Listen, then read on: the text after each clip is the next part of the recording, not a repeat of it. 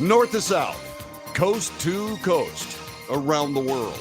This is the Wells Report. Greetings, my name is John David Wells. What do we do here? Well, we report the news, honestly, fairly. We analyze the news for fact and bias. We point out both. There is commentary, that's not news, that's just my opinion, just as valuable as yours, and so we debate. It is the Wells Report. We're glad you're here. Please tell people about this broadcast. I really think it's valuable. I hope you do too. Let's move on. Let's get going. As you know, Susan Simmons says, howdy, my brother. How are you doing, my Texas State Guard sister? I hope all is well. It's good to see you. How do you like my tie? Anyway, this came over the time that I was off. By the way, in case you're wondering where I was at the inauguration of Texas Governor Greg Abbott and Texas Lieutenant Governor Dan Patrick. I went down to Austin yesterday and had a very heartening time. The things that were said in those speeches were important. They were good. They were healing. And they gave all the people who heard them hope. I have often said to many of my Texas State Guard brothers and sisters that Texas teaches Americans how to be Americans. And that attitude was talked about by Dan Patrick, the Lieutenant Governor of the state of Texas, after his oath of office yesterday. And whatever you think, as we watch the Washington government gyrate even more wildly out of control, first one way, then the other, then again and again and again. All I can tell you is that Texas is strong. Texas is going to lead the United States out of this. You're in the right place if you happen to live in Texas.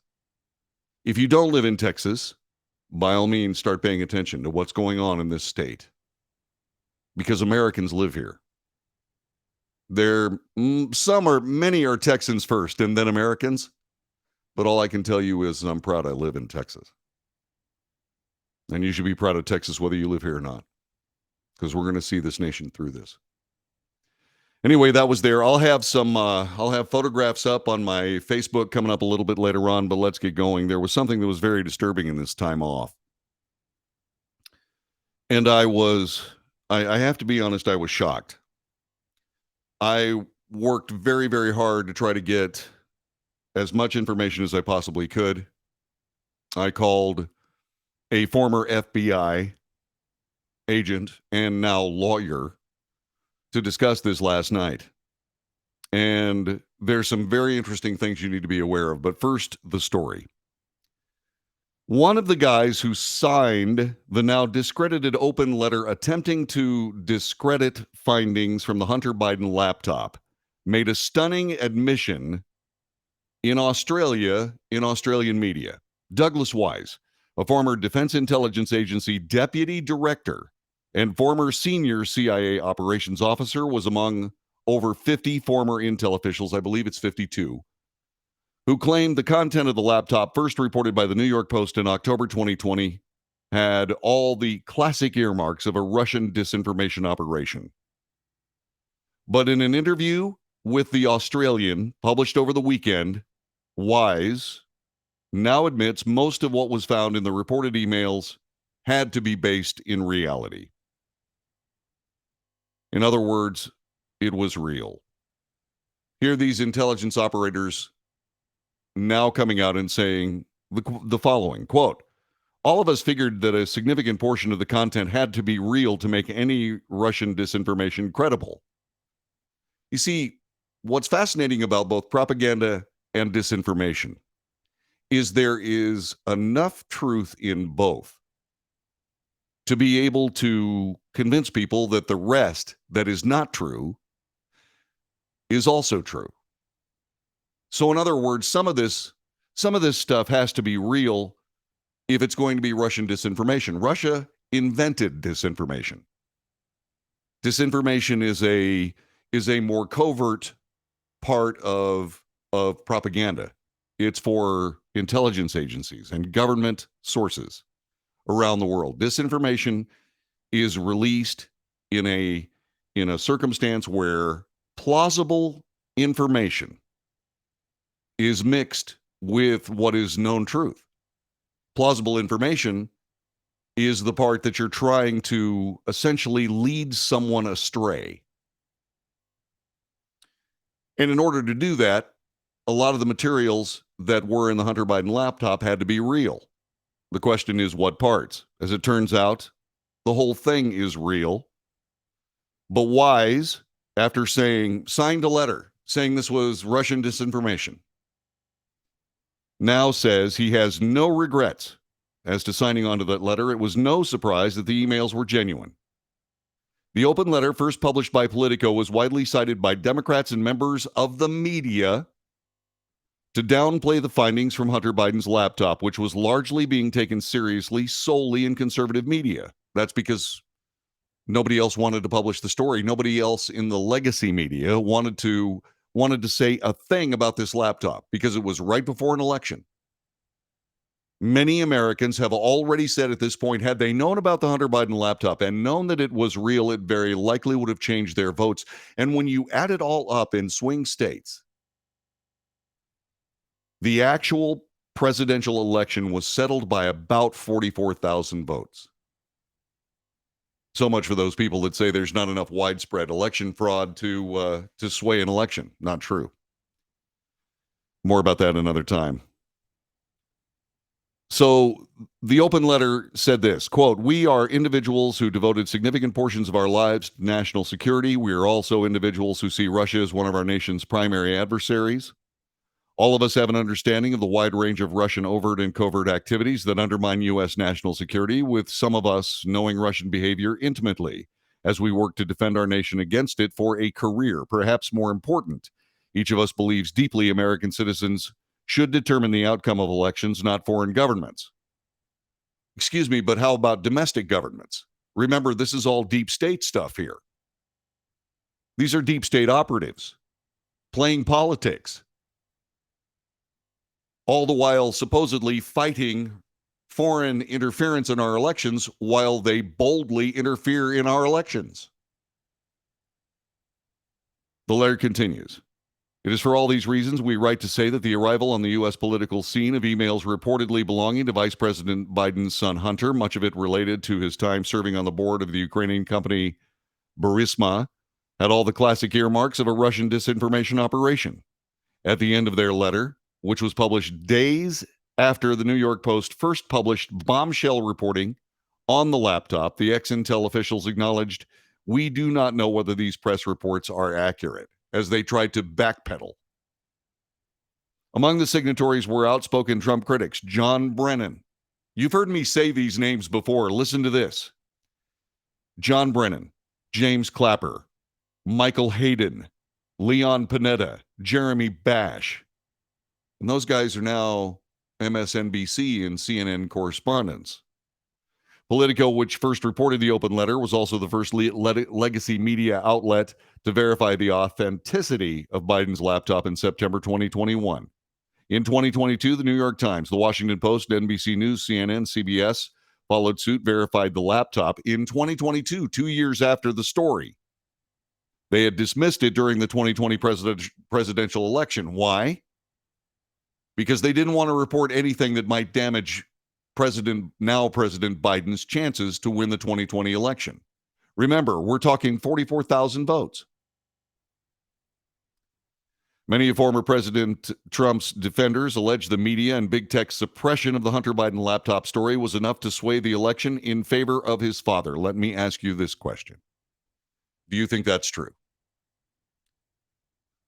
Between this obvious disinformation against Americans by former American intelligence officers, the backdrop of this, the suppression of the legacy media, the mainstream media, from reporting the story at all until 2 years after the fact. What does this say to you? What does this mean to you? Do you believe that what we've seen, what has come to light in the last few days. Do you believe that swayed the election in favor of President Biden? Yes or no, and why? And you can see I have put the telephone number right there. You can see that right now. Studio line 817-379-2172. The reason I did that is because I know that when I say the telephone number 817-379-2172, people hear blah, blah, blah, blah. I understand. So that's why I put it down there. So use the phone. You know, I don't have any problem whatsoever. I don't have any problem whatsoever interacting with the chat room. But it's a lot easier for me to talk to you on the phone. Don't be chicken. I am not going to embarrass you. Probably. I'm kidding. No, I won't embarrass you. So spend some time with us. All right? Please do. So that is the way Fox News reported this. The New York Post reports it as follows. Ex-top intelligence official Douglas Wise knew Hunter Biden's laptop had to be real, but signed the disinfo letter anyway. A former top intelligence official who signed on to a letter attacking the Post's bombshell 2020 reporting on Hunter Biden's laptop as Russian disinformation has now admitted he knew a significant portion of the recovered files had to be real, but yet does not regret dismissing the expose. Douglas Wise, a former Defense Intelligence Agency deputy director, was one of 50 erstwhile intelligence brass who issued the public letter on October 19th, 2020, 5 days after the Post began a series of reports on the now first son's shady overseas business dealings. And then I already read the quote. The October 19th letter, whose signatories included former Defense Secretary Leon Panetta, former Director of National Intelligence James Clapper, former CIA Director John Brennan, went out of their way to cast doubt on the legitimacy of the Post scoop, the Hunter Biden laptop story, devoting 5 paragraphs to explaining factors that made us suspicious of Russian involvement while slipping in the caveat, we don't know if the emails are genuine or not. We don't have evidence of Russian involvement. But that's not what the mainstream media said. And that is not what the mainstream media did. The mainstream media ran with it. They ran with it and they reported it as fact. They said, these are intelligence officials. They're saying that this is Russian disinformation. It's Russian disinformation. It wasn't Russian disinformation. CBS News was the first to recognize that all of these mainstream media outlets were standing on shifting sand. And what they decided to do, they decided that what they were going to do is they were going to report the story. Catherine Herridge, one of the best journalists in America, got the assignment, and she turned over the Hunter Biden laptop to a computer analyst who said, yeah, it's real.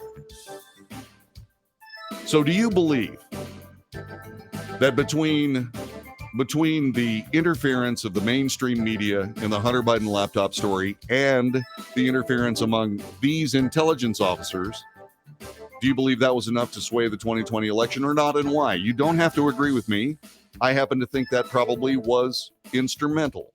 I'm not sure. But then again, it's not about me, is it? What do you think? 817-379-2172. The phone number is right here. 817-379-2172. This is the Wells Report. Back with more in just a moment.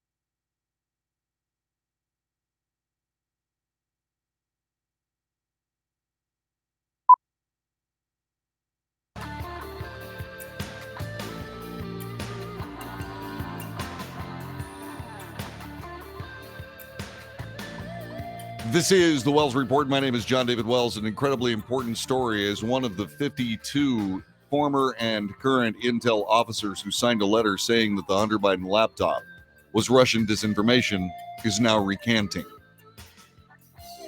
He told Australian media.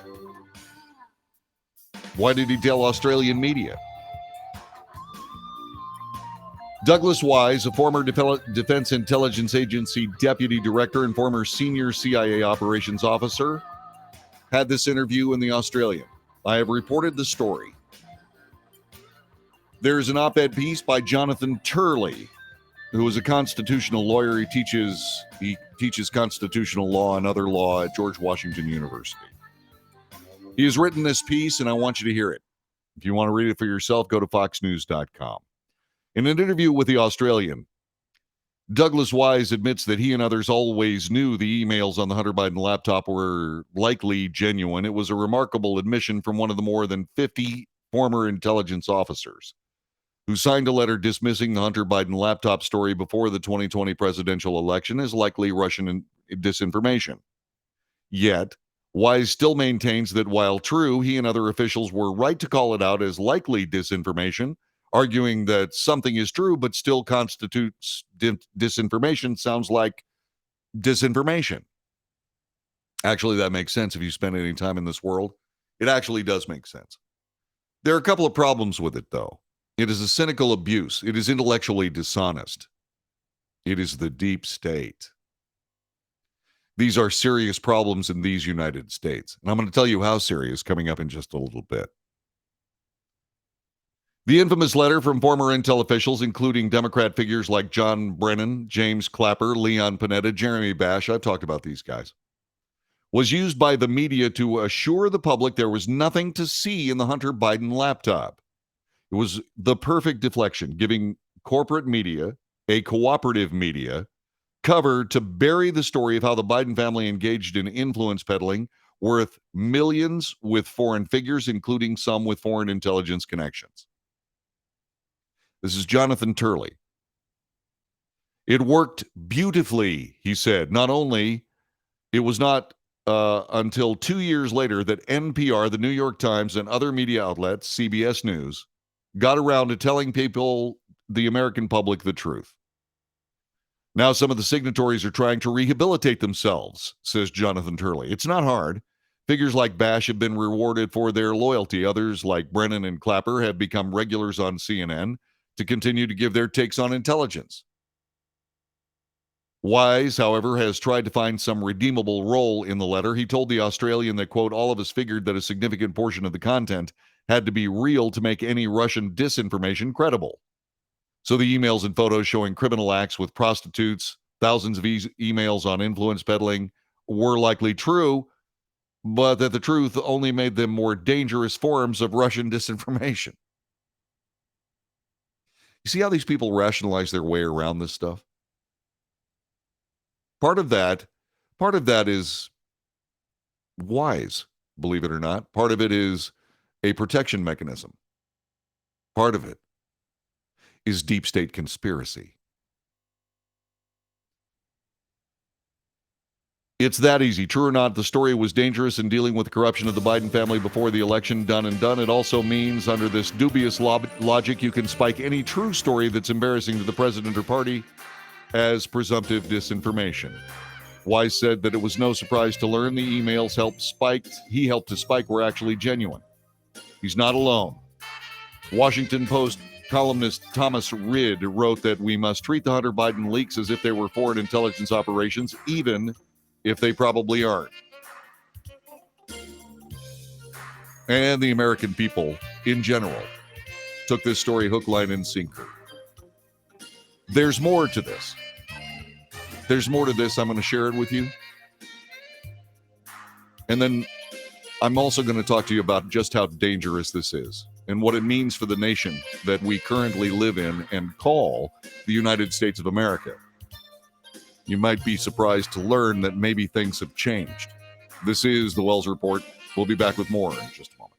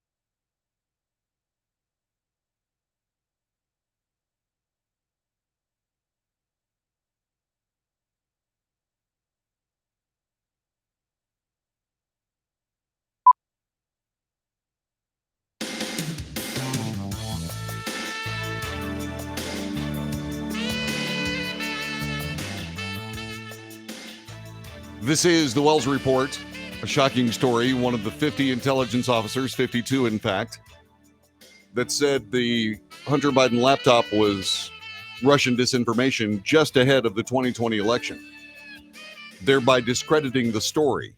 A bombshell, a true bombshell, not just bombshells that were thrown around about President Trump for everything. You know, bombshell, Donald Trump has cufflinks that don't match his tie clasp. You know, stuff like this. This was a real bombshell. These intelligence officers wrote this letter, and now they're trying to rehabilitate themselves. Remember, these are former intelligence officers for a reason. This isn't their first rodeo. They've lied before. That's why they were so happy to lie again. Now, some of these people, I would say Leon Panetta, Michael Hayden, are in a position where they're working their intellectual flexibility to its limit. They do know that maybe they've crossed the line. But they're out of the game now. And there's no need for them to do anything more to explain themselves, et cetera, et cetera. They've been caught red-handed. More about that coming up in just a couple of seconds. I want to go over a couple of things in Jonathan Turley's piece here. So, all this mumbo-jumbo about Russian disinformation, Russia, was reflected by Washington Post columnists. The Washington Post is a leftist newspaper. Thomas Rid wrote, quote, "We must treat the Hunter Biden leaks as if they were a foreign intelligence operation, even if they probably aren't." Firmly striding the fence. Firmly trying to be just as deceptive as humanly possible. Jonathan Turley says, let that sink in for a moment. It doesn't matter if these are real emails and not Russian disinformation. They probably are real, but should be treated as disinformation, even though American intelligence has repeatedly said they were disinformation. It doesn't even matter the computer was seized as evidence in a criminal fraud investigation, or that a Biden confidant is now giving allegations to the FBI under threat of criminal charges if he lies to his investigators. Yet they still wanted the media to treat the story before the election as part of a Russian overt and covert activity that undermined U.S. national security. As a story with, quote, all the classic earmarks of a Russian information operation or disinformation. Keep in mind, these experts literally had nothing beyond a potentially damaging story against the Bidens before an election. That was all it took for these experts to rush out that letter. All of these people are deep state operatives that are guilty of a crime, but probably not what you think. And I'm not even exactly sure whether they're guilty of any crime, but I'm going to posit something in just a little bit. Wise did not address the American intelligence, reached the exact opposite conclusion, found no evidence, none, of Russian involvement or some foreign disinformation conspiracy. Wise and other signatories did not want to wait for any of the facts to support their claim. They rushed out their letter to an eagerly awaiting media, looking for a reason to avoid telling the story, and they were given one. Now they're seeking plausible deniability that they were political operatives sent on a political hit job. It's just as implausible as calling a presumed true story disinformation. And so, I have a lot to say about this. First of all, let's talk about the deep state and conspiracy. Conspiracy is a catch-all circumstance where people get together to plot an outcome. It becomes a crime when there are laws broken in that plot and first steps are taken. That's conspiracy. Clearly, this is a conspiracy. But a conspiracy to do what? The closest thing that my friend, former FBI agent and now lawyer, says is conspiracy to defraud the American people. We've got them red-handed on that. But look who's running the DOJ. A bunch of the same people that did everything they possibly could, including lie to the American people about what was in that laptop. They just lied. They knew better. The FBI certainly knew. Days after they received the laptop, they knew they had a problem. Did they do anything about it? They sure did. They did nothing. That's what they did. Now the story is coming unraveled. So all of these 50 intelligence officers, they're all guilty of conspiracy to defraud the American people right before an election. Let's talk about crimes in the election. Are they guilty of seditious conspiracy against the United States? Well, no, that's saved for Oath Keepers and Proud Boys. These are highly placed American law enforcement and intelligence operatives. They can't be seditious conspirators. Good heavens, even though they absolutely argued against foreign interference in the American elections and yet took part in it as up to their necks deep in it. They twisted the American election in favor of a candidate. And by golly, it worked.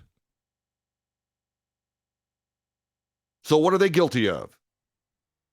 Well, once again, these people who are, in my view, I'm not a lawyer, I'm not an FBI agent, I'm a talk show host. In my view, they are guilty of conspiracy to defraud the American public. That may not even be a crime. But they are certainly guilty of conspiracy to defraud the American public. But what real law is out there? There's no federal law that covers what they did. There's no statute. There's no statute. In other words, government officials can lie to you with impunity. Why? Because a presidential election is not a federal election. The presidential election is 50 separate presidential elections among the states and territories. It's actually 57.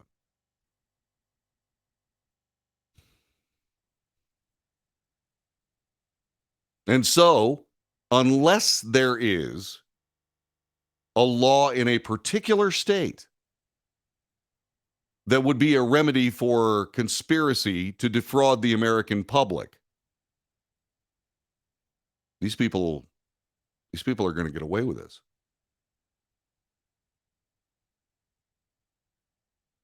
Now, what about the mainstream media? They can say, hey, we were just going with these experts. Oh, yeah?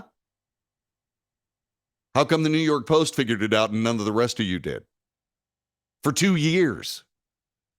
Because you didn't want to figure it out. That puts you in the conspiracy basket, doesn't it?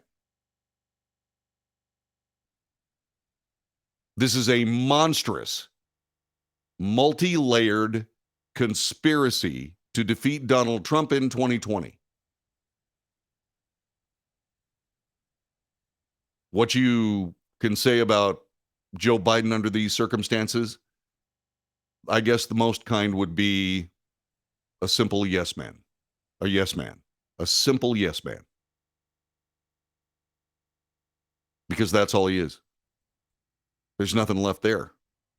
There wasn't much there to start with. But this is a sad spectacle for an American government that interfered in an American election, ably assisted by the Igor media. Yes, master. That's what this is. But crime? What kind of crime? And you're saying, now, wait a minute. If all these guys can lie at will, then how come they don't lie at will when, say, for example, they're doing their federal law enforcement, their federal intelligence work, and so on and so forth, and something that makes the U.S. government looks bad comes across their desk? How come they just don't lie then? Because That's called cooking intelligence. And cooking intelligence always, always gets people killed.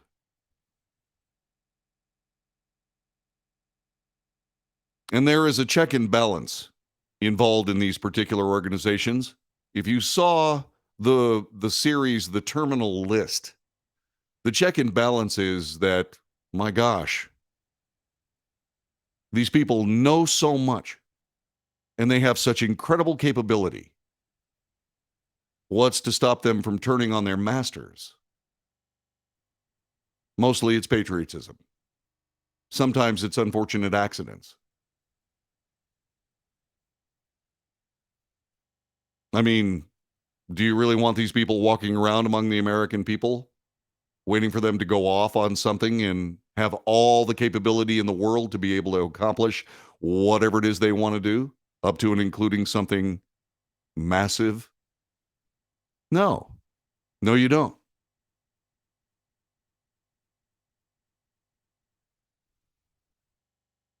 And so you find yourself in a situation where these heroes are lost because somebody fires, say, for example, an RPG into the back of a helicopter. It just happened to be filled with a group of people that did an amazing thing for the sake of the people of the United States.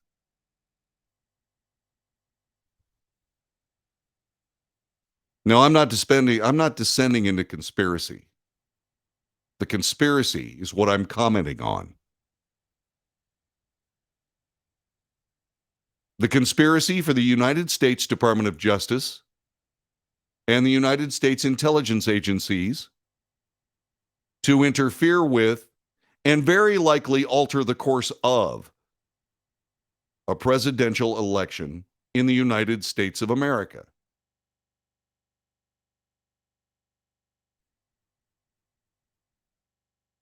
It is unconscionable.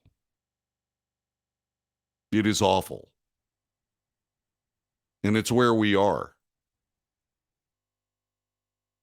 We heard all these propaganda stories of the evil Soviet regime, the evil this regime, the evil that regime, so on and so forth. These people are risking the clear discernment on the part of the American people that they don't have to go offshore to find a government that is willing to distort an American election for a favored political outcome.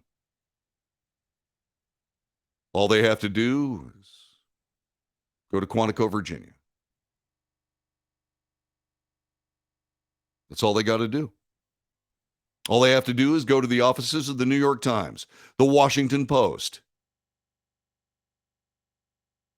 All they have to do is drop by the corporate offices of ABC, CBS, NBC, CNN.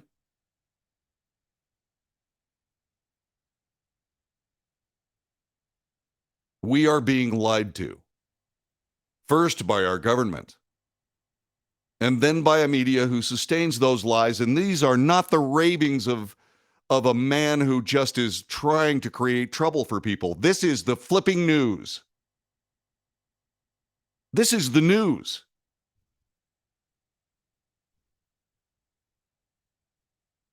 What did these 52 intelligence officers, what else did they lie about? What did this cabal of intelligence and law enforcement and media, what did they do? What did they create? What were they able to dissuade? Either from you and a vote or from an American people looking for truth. This is sinister. And this is our government as we find it today. And it is our media as we find it today. I say things like, tell your friends about this broadcast. Because it's important. It's small, there are not a lot of people that watch it. But the truth is here. And if I suddenly vanish, then you'll know that I've been reporting the truth the whole time. By the way, I'm not suicidal. So if you hear this story about John David taking himself out, not true. Somebody go looking for the people who did it. I doubt that's going to happen. But you know, the Chinese government shot a doctor in the head because he was reporting the mistake at the Wuhan weapons lab. It's something that gave us SARS-CoV-2 and the resultant illness, COVID-19. Oh, he died of COVID. No, he didn't. He died of 9mm disease. Could it happen here? The answer is we simply do not know. Do we? This is the Wells Report.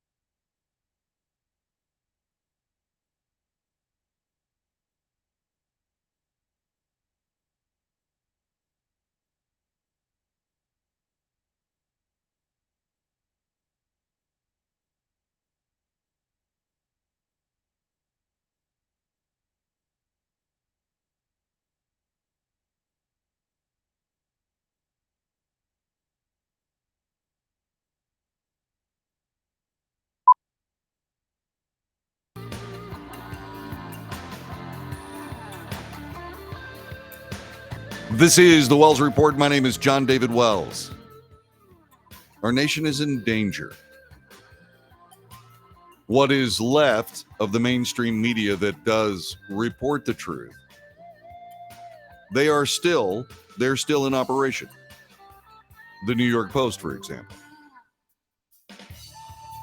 But when you are a citizen of a nation and you can't believe the government and you can't believe the media reporting on the government, are you still living in the United States of America?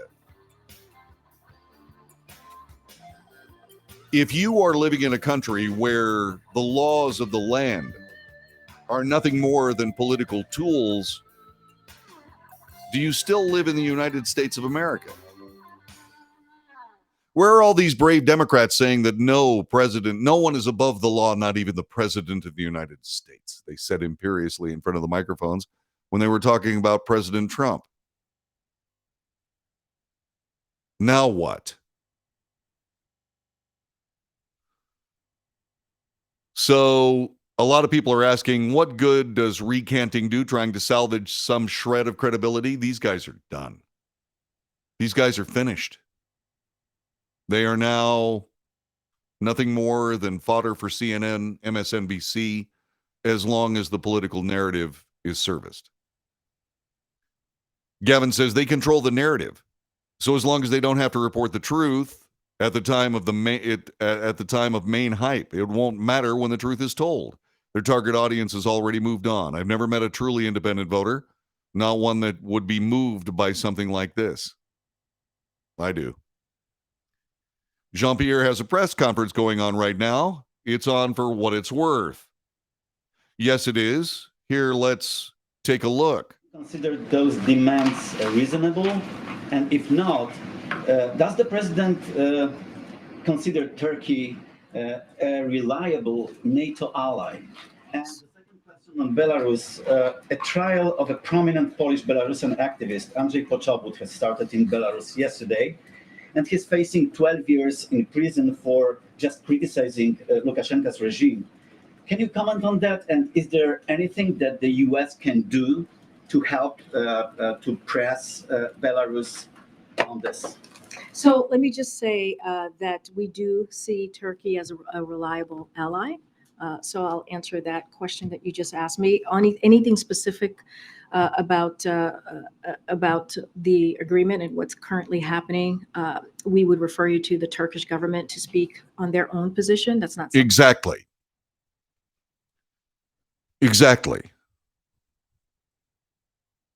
Corinne Jean-Pierre may be intelligent, she may be beautiful, she may even be well qualified, but she's the worst press secretary in the history of the human endeavor. All she does is what she just did. She refers people to other places. That's not what a press secretary does. And so that's why I wasn't covering the press briefing today with Corinne Jean-Pierre. Why? You see, all these cards that are being played, they have lasting effects. 52 former intelligence officials lied to the American people. One says they knew they were doing it at the time, and they did it anyway. The mainstream media was looking for some excuse to not cover the Hunter Biden laptop story. And these 52 intelligence officers gave it to them. The entire story unravels. Well, what's the outcome? Have these people broken any law? Some vaporous idea of conspiracy against the American people? Conspiracy and defrauding the American people? Maybe, if there's something like that. But in the words of, I was going to call him arch villain James Comey, no rational prosecutor would proceed. Well, surely these people are guilty of something. They distorted an entire national election. No, they distorted 50 separate presidential elections. Unless there's state law covering their crime. Nope. Is this a hole in the American code, the U.S. code? Yes, it sure is. Is there anything you can do about it? No, there sure isn't. What do you mean there's nothing we can do about it? You can't. Imagine what this country would look like in as short as 8 years if the federal government ran presidential elections. They can't balance their checkbook to the tune of $32 trillion in national debt. They're going to run an election?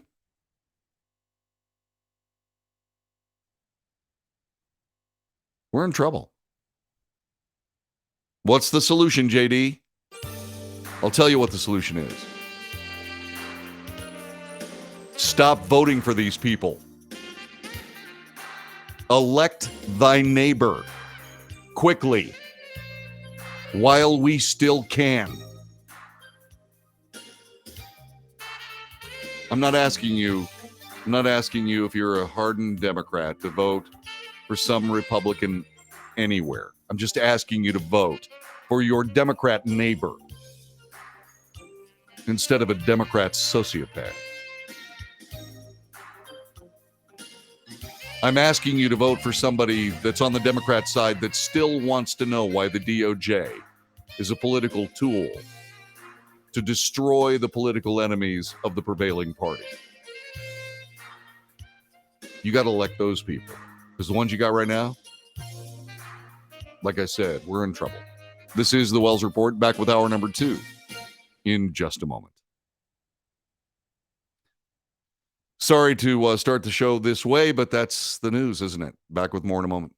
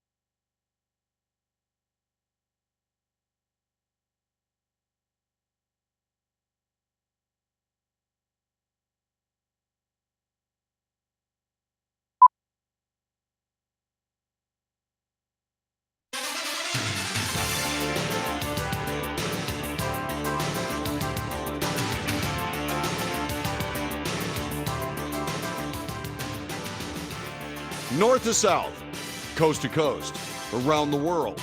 This is the Wells Report. My name is John David Wells. What do we do here? We report the news, honestly and fairly.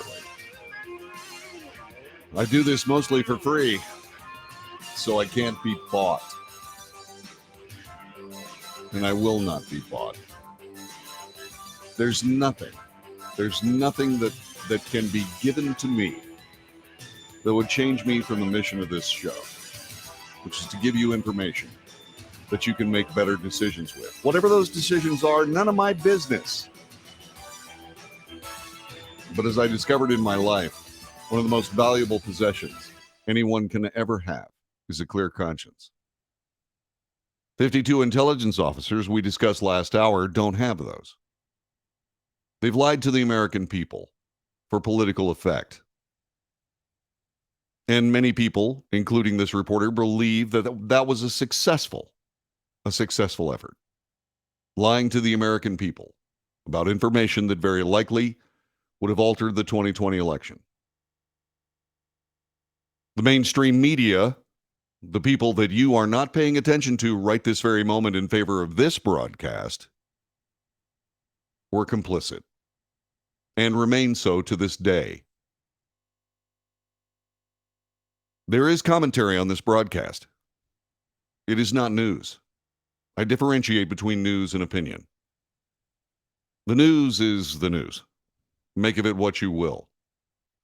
The opinions on this broadcast are debatable, and so debate. Telephone number, right there on the little crawl underneath the screen here. 817-379-2172. I wrote it down so you wouldn't have to listen to me go, 817-379. I'm helping. So last hour, we spent a lot of time talking about the deep state, which is absolutely confirmed. We talked about people that were willing to trade their missions for the United States of America for the sake of small, transitory political advantage. They lied to us, and it worked. What does that mean? It means they're going to do it again, and again, and again. I don't know what you can do about the government except change the leadership, at least the political leadership. Whether you're a Democrat or a Republican, you better start getting control of this government before it controls you, and there's no turning back from that. As far as the media goes, all I can do is show up every day, read you the news, tell you what I think, and then listen to what you say. Do it two ways. You can call me on the telephone. You can take a chance here on the take a chance here on the chat room. Anhoy Guzman makes a great point. We have more foreign influences in our election from illegal voters than by Russia. That's true. It's absolutely true. But isn't it interesting that foreign intervention in our elections is a big deal when it's Russia, but not a big deal when it's a whole bunch of people here that don't know better. They don't know our country. They don't realize that they're voting for snakes. And so they do. And by the way, while we're talking about interference in our elections, why is it that a mainstream media that gladly interferes with our elections are so exercised about other people interfering with our elections? What? They can't stand the competition? It's ridiculous. So let's see. I suspect the Biden documents are a kill switch for Biden's candidacy. That's something we brought up about a week or two ago. I said, suddenly is the mainstream media turning on President Biden because of these documents a way to comport with the wishes of some 60% of the people of the United States of both parties saying that Joe Biden should not run? This is their chance. Are they going to take it? Let's see. Then they went over the top in rating Trump. Yeah, that's true. Yep, they did. They absolutely did. How do we know that they went over the top in the Mar-a-Lago raid? Simple. Same crime, committed by the same kind of person, and yet a completely different way of handling that ensued. I have two stories here for you that tell that story. First, from Fox News, the White House previously claimed President Joe Biden works while taking trips to his Wilmington, Delaware home, but is now claiming the residence is personal amid a number of classified documents being found at the address. By the way, did I tell you last week that there were going to be more classified documents found? Yes, I did. Was I correct? Yes, I was. Again. During a White House press briefing, February 25th, 2022, former Press Secretary Jen Psaki said that President Biden can get work done from everywhere. Quote, I will note that every president can work from anywhere because that is how presidencies are equipped. He's traveling to Delaware for a memorial service of a family member, and he will be. That's why he's traveling there this weekend. The president has the capacity to take a secure call from anywhere he is, yes. But then, Monday of this week, Martin Luther King Day, the White House counsel's office said the Biden Wilmington residence is personal. The office made the statement while explaining why visitor logs don't exist at President Biden's Wilmington residence. Quote, like every president in decades of modern history, his personal residence is personal, said the office.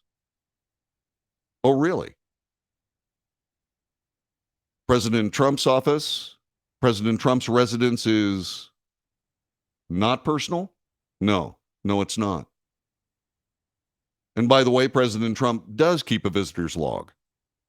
President Trump's home is guarded by the Secret Service. So is President Biden's home. That's true. Strange that none of them went through the boxes in the garage next to the Corvette to try to see if there was something there that would embarrass the president. Of course, that's not their job, is it? No. Notably, President Biden held legislative meetings at his Wilmington home, such as one gathering with Senate Majority Leader Chuck Schumer, Senator Joe Manchin. In addition, how do they know? They didn't keep visitor logs. In addition to classified documents being found at the private office at the Biden Penn Center, or the Penn Biden Center in November, a number of Obama-era classified documents were also found last week in the garage of his home.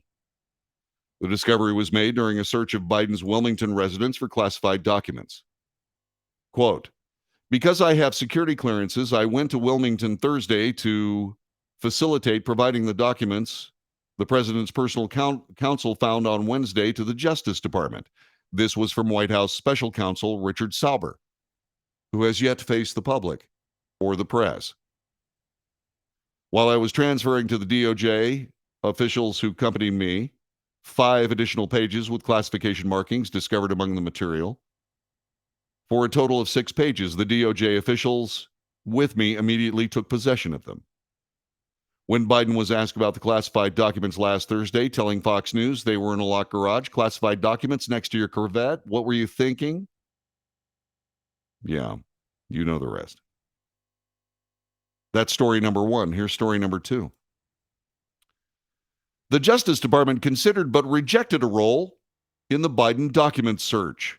The Justice Department considered having FBI agents monitor a search by President Biden's lawyers for classified documents at his homes, but decided against it, both to avoid complicating later stages of the investigation and because Mr. Biden's attorneys quickly turned over a first batch and were cooperating, according to people familiar with the matter.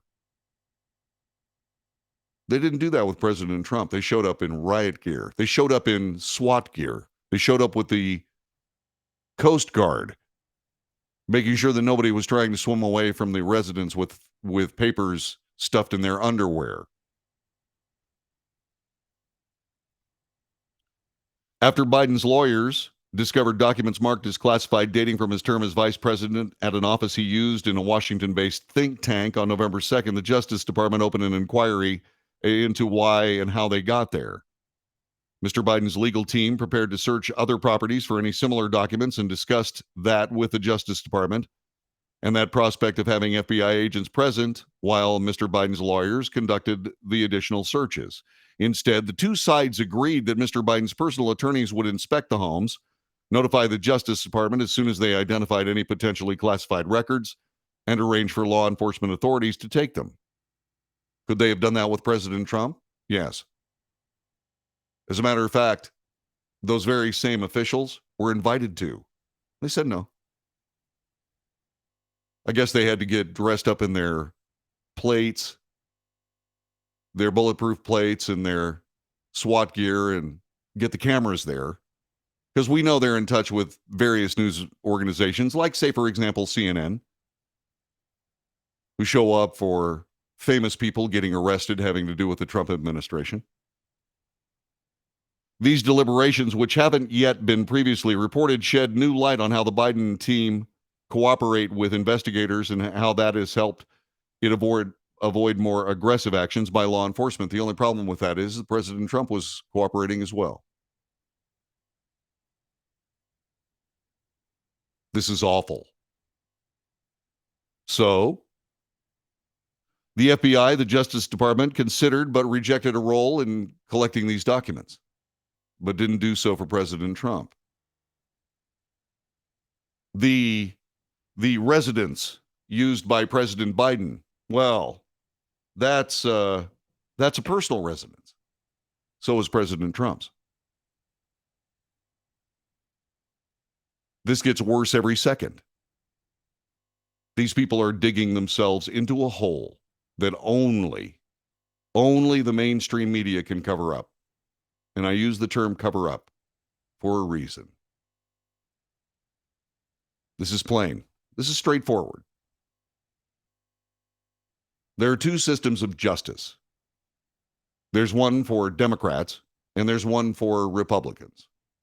There's one for people who go along to get along and do the business of the deep state. And there's another one for those people who don't do that. This is awful. And so there was no raid at President Biden's home. There was at President Trump's home. There were no guest logs at President Biden's home. There were at President Trump's home. The story is being covered completely differently by all of these people, and it's being told differently for political effect.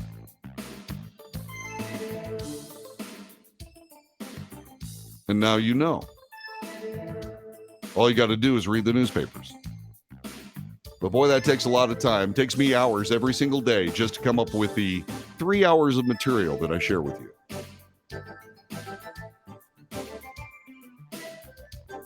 But at least I can share it with you at least until now, or at least right now. Hope I can in the future. Cross your fingers. I know I keep mine crossed. Yeah. It's pretty ugly. And it's getting uglier.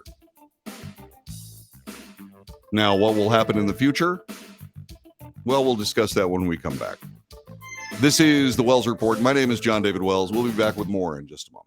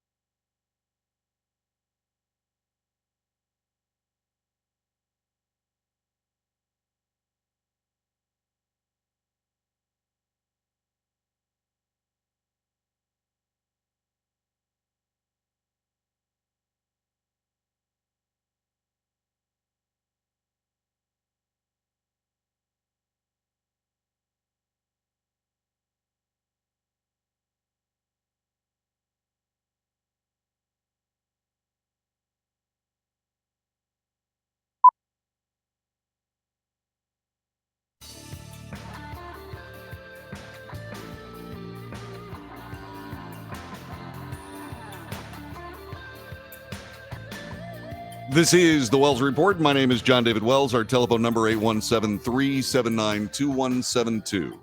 817-379-2172. There is one mitigating factor between President Trump's raid and his personal address and the lack of a FBI raid on President Biden's address. And that is that President Biden is a current sitting president. That's the only mitigating factor. But what we have here is an abyss. This abyss is yawning and it's wide and it's deep. And this cabal of people that we've been talking about since we came on the air this afternoon at 2 o'clock Central Time is pushing us toward it. Who can stop it? We can. We can. And what you got to stop it with is your brain. It doesn't require weaponry. It doesn't require any of that stuff. It simply requires your brain. Discernment, critical thinking, your sense of balance. That's what it requires. What we have here is we have a cabal, a political machine that is holding sway over this nation. And it's because, for whatever reason, no matter how obvious it gets, that the lies get taller and broader. No matter how much that is, there are people out there that actually believe it. And what that means to the people of the United States is disastrous. Absolute disaster. And we must stop it. We simply must stop it.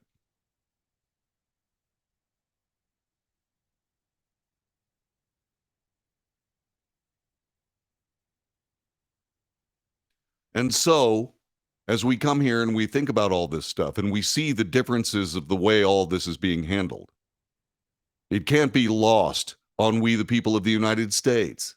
It cannot be lost. Because of what we're seeing here, deep state, corrupt law enforcement, corrupt intelligence officers, corrupt Department of Homeland Security, the irony is broad.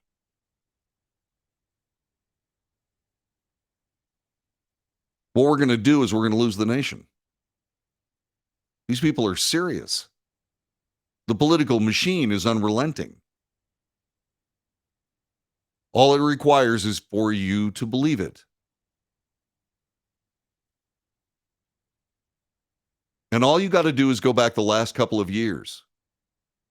Whether it's COVID-19, whether it's Hunter Biden's laptop, whether it's this president and his classified documents versus the former president and his classified documents, everything you need to realize the depth of the trouble this nation is in those three stories.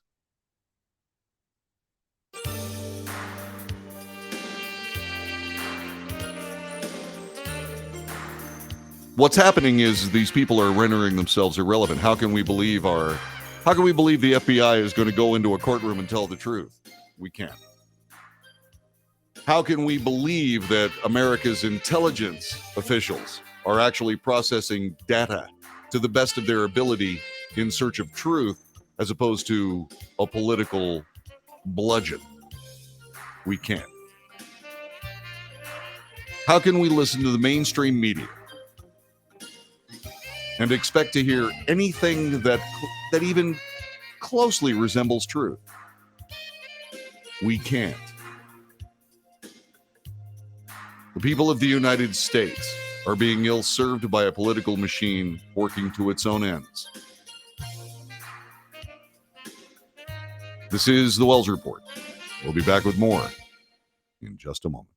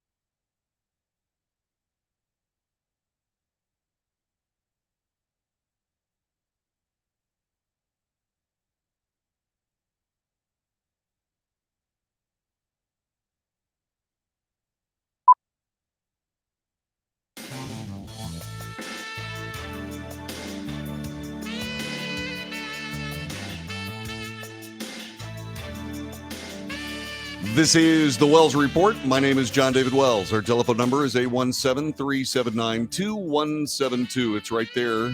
Actually, it's right there on the lower third industry jargon. It's right there, studio line. Please use it. Like, for example, if you can't get through to the chat room, use that. By all means. 817-379-2172. This is the Wells Report. So, I don't know whether you've noticed or not, but at the beginning of the hour, I say north to south, the United States, east to west, coast to coast, and around the world. When I say around the world, there's a reason that I say around the world, because we watch things that, well, shall we say, affect things in the United States. One of those is going on. It's in Davos, Switzerland. Switzerland, by the way, is gorgeous. It's a beautiful country. Absolutely fantastic. If you like big mountains and, man, if you like beautiful architecture, and if you like, okay, the food is, but if you like that, if you like those things, then by all means, go to Switzerland. See it for yourself.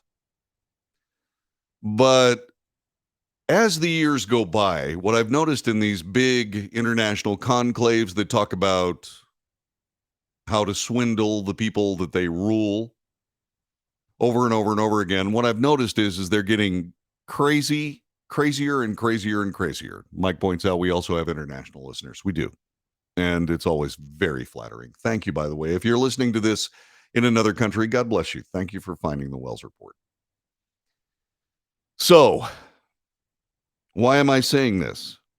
Well, because these people are meeting in Davos, Switzerland again to talk about how they can essentially rule the world by virtue of saying that the world is going to end unless we, the people of the United States and other nations around the world, don't give them the opportunity to destroy the world. In other words,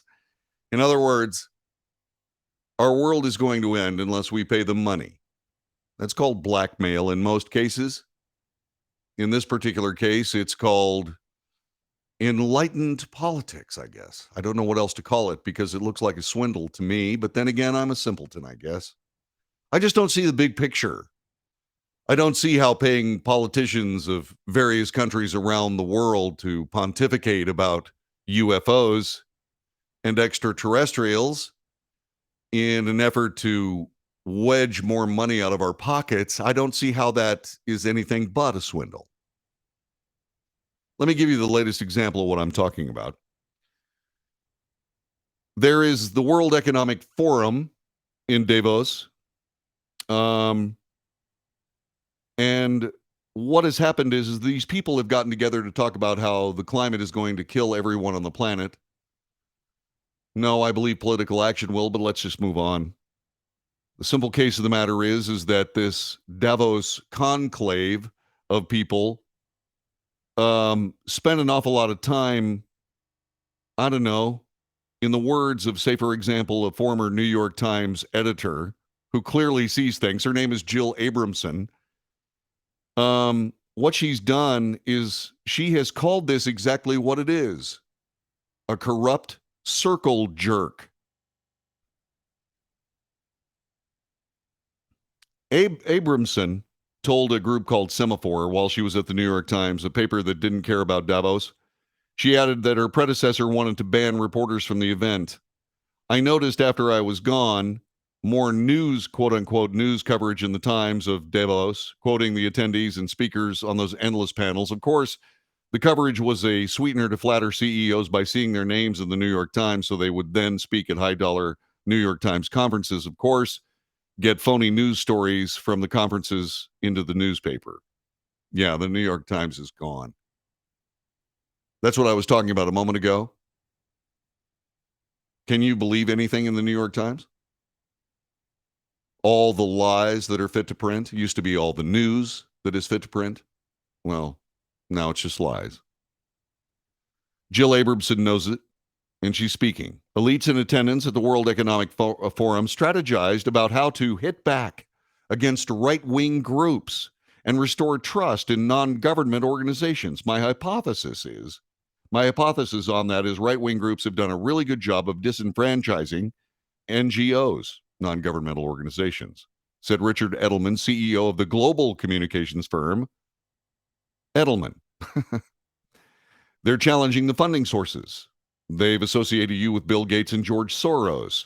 They've said you're world people as opposed to actually what you are, which is local. This is called spin. These are called lies. This is called irrelevance. Special Presidential Envoy for Climate John Kerry was in attendance as well, praised his fellow attendees as extraterrestrials. This is something that only John Kerry could say, or more likely, only John Kerry would say. Quote, when you start to think about it, it's pretty extraordinary that we, select group of human beings because of whatever touched us at some point in our lives, are able to sit in a room and come together and actually talk about saving the planet. I mean, it's so almost extraterrestrial to think about saving the planet, which is absurdity on its face. It's the dumbest thing anybody's ever said, but then that's why I call former Senator, former Secretary of State, how did that happen? John Kerry as John the Stupid Kerry. Former CNN host Brian Stelter, another stellar member of the arch left, was also in attendance at the World Economic Forum and hosted a panel titled Clear and Present Danger of Disinformation. Panelists included New York Times publisher A.G. Sulzberger, Vice President of the European Commission Vera Jourova, CEO of Internews Jen Borgalt, and Representative Seth Moulton of Massachusetts. Well, man, that's all you need right there.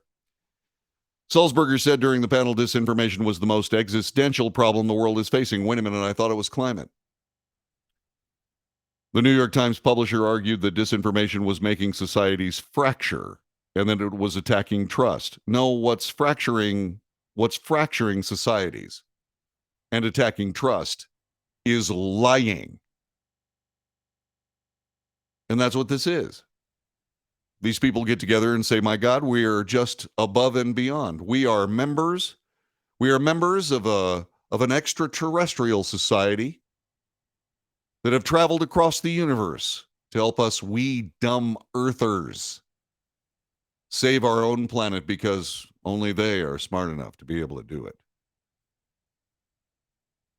It's ridiculous. It's absolutely ridiculous. And it's very dangerous. Have you noticed that everything that they talk about is non-tactile? My God, carbon dioxide is going to kill the entire planet. Can you see carbon dioxide? No. Can you smell it? No. Do you have any idea whether the ozone hole is actually real or just a figment? It's really easy to explain an ozone hole in case you're wondering, especially over the South Pole, insofar as most of the year, the South Pole is in the dark. And in order to have ozone, you have to have sunlight and oxygen. If there's no sunlight, you have oxygen. And oh, by the way, my God, if the ozone is deteriorating, we're not going to be able to go outside without being burned to a crisp. Except there's only one problem with that. I haven't seen anybody in a bikini worrying about being burned to a crisp in Antarctica, which is where the ozone hole is. The simple case of the matter is that CO2 represents 0.006% of our atmosphere. And oh, by the way, if CO2 is responsible for global warming, how come Mars isn't warmer? Why isn't that the case? Because that atmosphere is 94% carbon dioxide. The reason is because if you have the mainstream media of any place on the planet in your pocket, You can say anything as stupid as you want to say. Like, for example, all of us here are so far beyond typical human beings. They're so silly. They know not what they do. By somebody named John Kerry. It's just absolute. It's beyond hubris. It's mania. It's mania. We have to stop it. And the only way, once again, like I said before, when you've got a mainstream media that's in league with these people, what you do to stop it is stop believing it. I frankly don't give a damn if you can get a very, very bad sunburn in Antarctica because the ozone is depleted in some way, shape, or form. I don't care because I don't live in Antarctica. And I'm talking as someone that gets a sunburn even when there's a fully intact ozone layer. I get burned. I had a tan once. It was overrated. Now I embrace the alabaster. Just the way it is. Well, what also is the way it is, these people are trying to set themselves above and beyond the rest of us. These so-called elites meet in several different conclaves around the planet to discuss how they're going to screw us again. And we keep paying attention. And if we don't pay attention, the mainstream media will pay attention. And the only thing we can do is pay attention to the mainstream media, except you can't. There's nothing there. There's nothing there. And of course, they've talked themselves into a corner. Mike Renwee has pointed this out. Quote, "This is John Kerry speaking. I'm not convinced we're going to get there in time to do what the scientists said, which is to avoid the worst consequences of this crisis." What crisis? There is no crisis. Our climate's fine. As I've said time and time again, the only real threat to society that comes from warm weather is the wardrobe that we will wear when it gets warmer. I'm just saying. I lived through the 70s. I remember all of those women I went to high school with that essentially would tie a bandana around their neck and around their back. And that was all they were wearing under that bandana. It was horrifying. It scarred me for life, as you can see. The simple case of this is these people are swindling us. And the reason that they're able to do it is because we're paying attention. There's nothing wrong with the climate. CO2 is not going to kill us. We cannot worry about whether or not we're driving an electric car. They're not ready for reality. But these people have financial interests in electric cars, I suppose. And the only way these people can make gross amounts of money is to change the paradigm. And so they're changing the paradigm. How do you do that? Have you also noticed these people are going after natural gas? So it's not just CO2, it's also methane gas. It's methane. What's the next gas they're going to say is going to destroy us all? Nitrogen? Is that what it's going to be next? Oh, I know. Oxygen. See, oxygen is the problem. What we have to do is we have to control oxygen in our atmosphere. We have to make sure that those of us who are far beyond the average, far beyond most people, we extraterrestrials, have the oxygen we need, but we need to deprive everyone else of oxygen. You see, this is an ongoing situation. They've backed themselves into a corner. They keep looking for problems that are going to kill us all so they can convince us to pay them more money. We need to stop. We just need to stop. And if we don't, we're going to pay a far, far greater price. These people are monsters. They're just simple monsters. How can the publisher of the New York Times, often called the paper of record in the United States, show up at one of these, corrupt circle jerks and pontificate about what the little people need? I'll tell you what the little people need. Little people need you to shut up. You're not telling the truth anyway. We're not going to be missing anything. That's simply the way it is. Davos, Switzerland. Nice town. Really beautiful town. Polluted by these extraterrestrials. This is the Wells Report. Back with more in just a moment.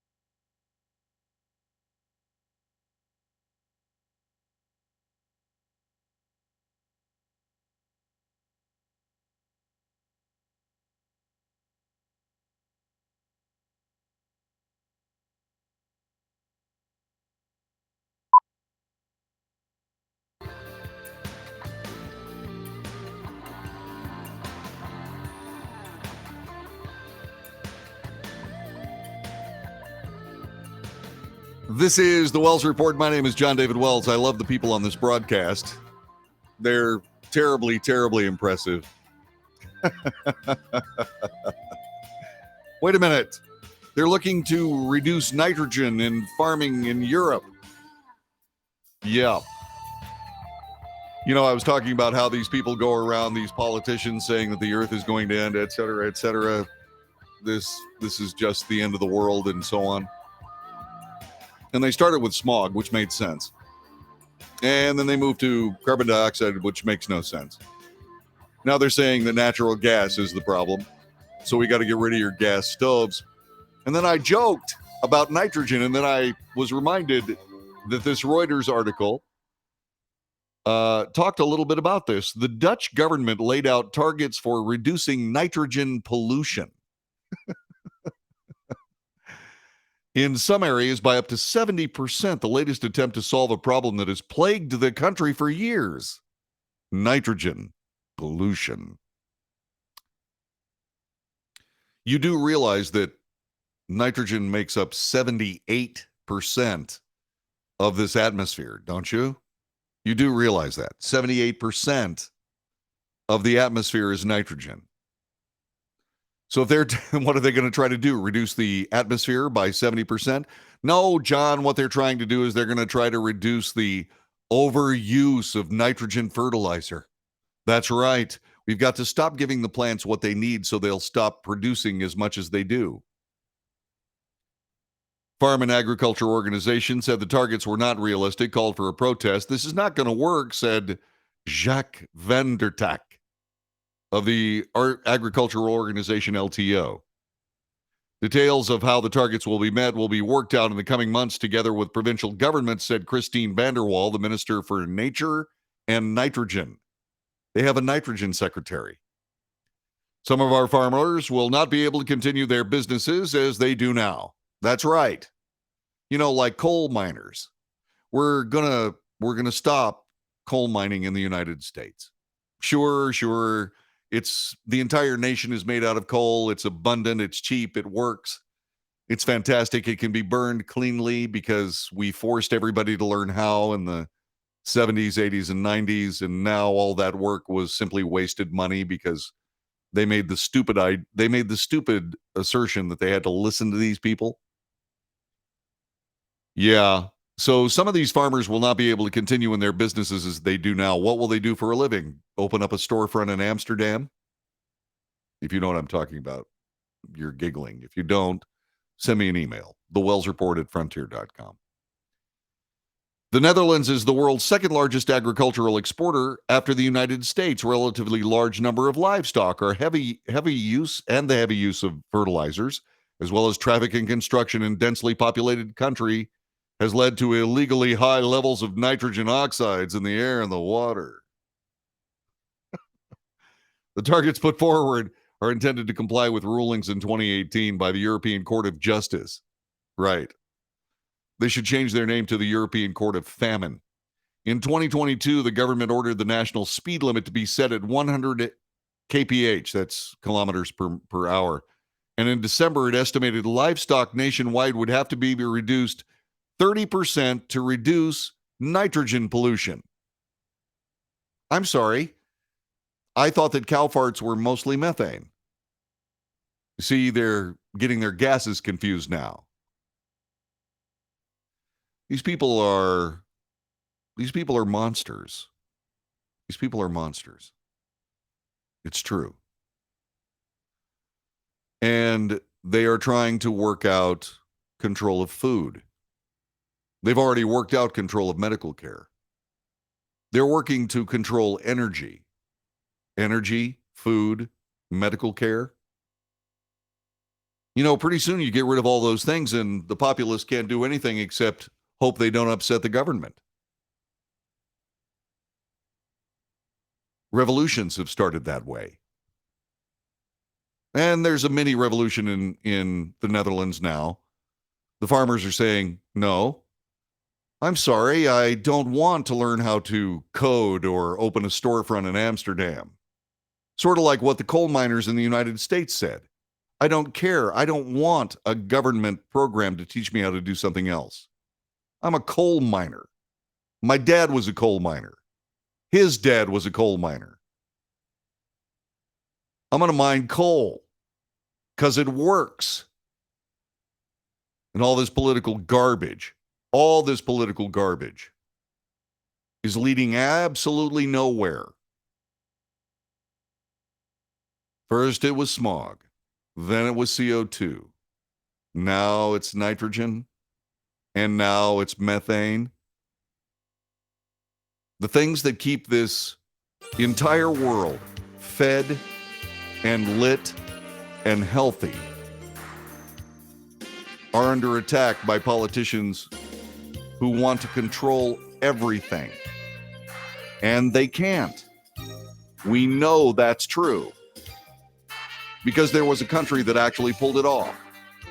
It no longer exists because it doesn't work. None of this works. Yes, it is human control. Remember, I said that what we have to figure out is how to ration oxygen so that the extraterrestrials, as John Kerry puts it, have plenty, just like they have private jets and all these wonderful conclaves with great food and so on and so forth while they starve the rest of us. Yeah, this is pathological is what it is. This is the Wells Report, back with hour number 3 next. Thanks very much for joining us. I appreciate it. See you in a little bit, okay?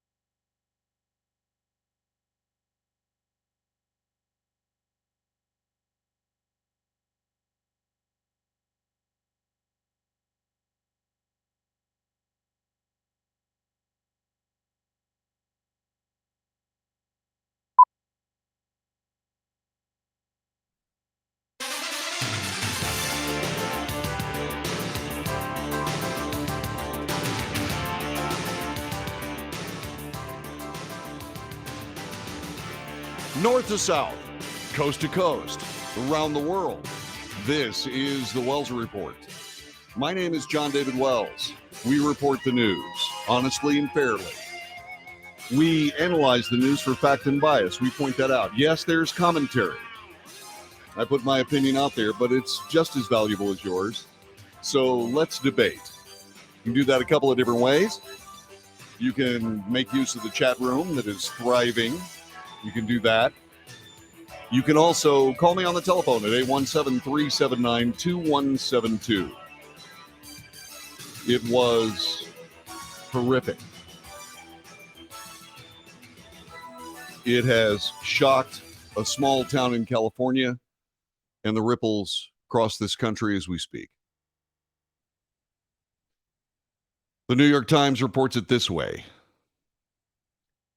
2 gunmen carried out what was presumed to be a gang-related attack involving the drug trade, according to authorities. This is very personal, said Sheriff Mike Boudreau of Tulare County. Jason Jimenez writes it. These 2 gunmen invaded a home in Tulare County in central California where they killed 6 people, including a 16-year-old mother and a 10-month-old baby, in what authorities are presuming as a gang-related attack. Officers arrived at the home in Goshen about 4 a.m. local time. Someone called the police a large number of gunshots. This according to Sheriff Mike Boudreau of Tulare County at a news conference on Monday. Details about the crimes, still sketchy. But in a later review, Sheriff Boudreau told the Los Angeles Times that a deputy responding to the call found an infant cradled in the arms of her 16-year-old mother in a ditch outside their home. Both had been shot in the head. Another victim was in the doorway. 3 more were inside, including an older woman. All were dead at the scene except a man who died after being taken to a hospital. 2 women survived the attack by hiding in a nearby trailer. Fortunately, the authorities did not release their names. Sheriff Boudreau said that we don't believe this was a random act of violence. We believe that this was very targeted. It was very personal. We also believe a message was being sent. It is not my practice to discuss the overtly gruesome. But there's a point in all this. Forgive me if I intensify this just a little bit. Fox News reports authorities released more details about the 6 people gunned down at a California home linked to drugs and guns, as well as the nature in which they were killed. Remember the 16-year-old mother and the 10-month-old baby? A shooter stood over a 16-year-old mother clutching her 10-month-old baby and pumped bullets into their heads. Tulare County Sheriff Mike Boudreau said the teenager was fleeing violence when the killers caught up to her outside the home in Goshen, a central California community of about 3,000 residents in the agricultural San Joaquin Valley, and shot the young mother in her child assassination style. I can't wrap my head around what kind of monster would do this, said the baby's great-grandfather, Samuel Pina. 3 people survived. They're being interviewed by authorities. They included a man who hid in the home as the killings happened. He was in such a state of fear, all I could do was hold the door, hoping he was not the next victim. It was later determined the person who made the call to authorities was someone hiding at the property. Authorities say they're searching for 2 suspects. They offered a $10,000 reward for information leading to their arrests. I know certain things I'm not able to release right now. Thank goodness. They're watching what's happening today as well. The people responsible for this. Boudreau said there was a history of gang and drug activity at the home, but that not everybody who lives there was involved in either of those, gangs or drugs. A narcotics warrant was served at the home the week prior. Eladio Perez was arrested, bailed out 4 days later. It was a cartel-style execution. We're not eliminating the idea the cartels were involved. We do have cartel in Tulare County.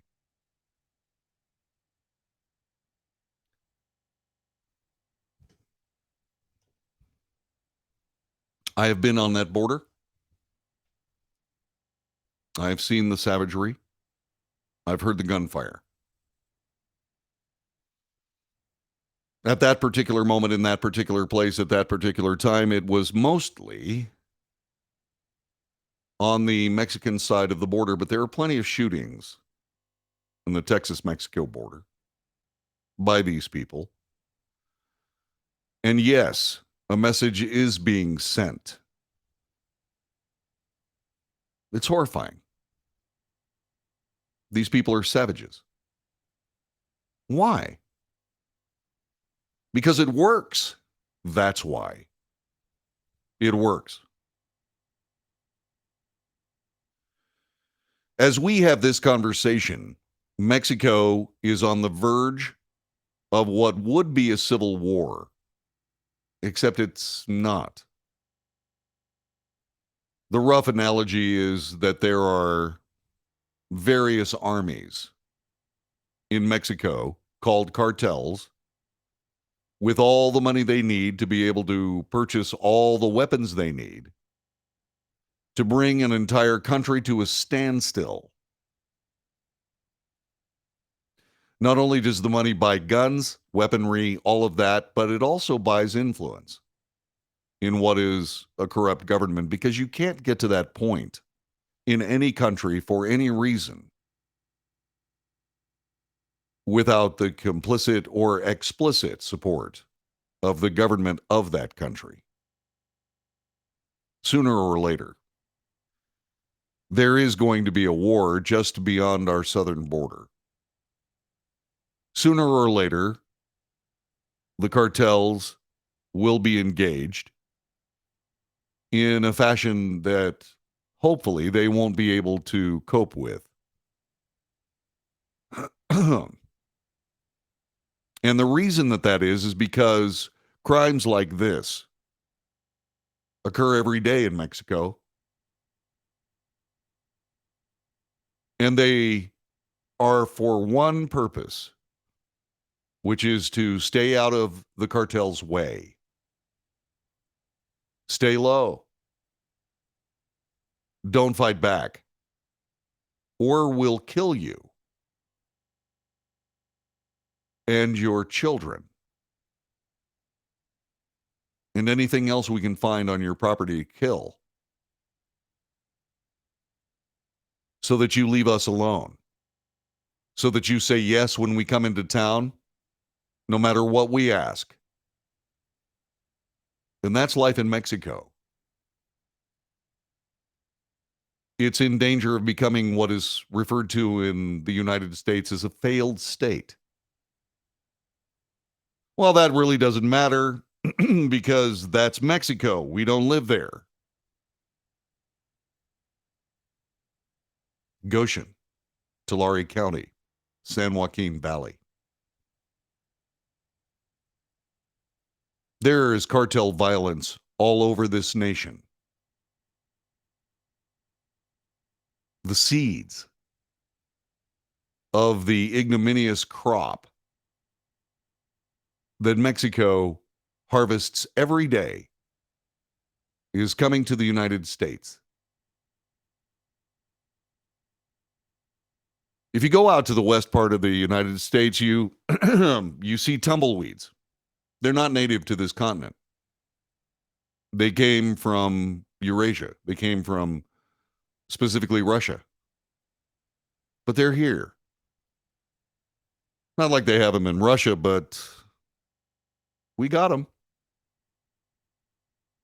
They're benign. They're kind of cool, actually. The way they do business. They grow. They create seeds. They break off from their root stock and roll around the countryside spreading those seeds, pushed by the wind. It's an invasive vegetable or vegetation species.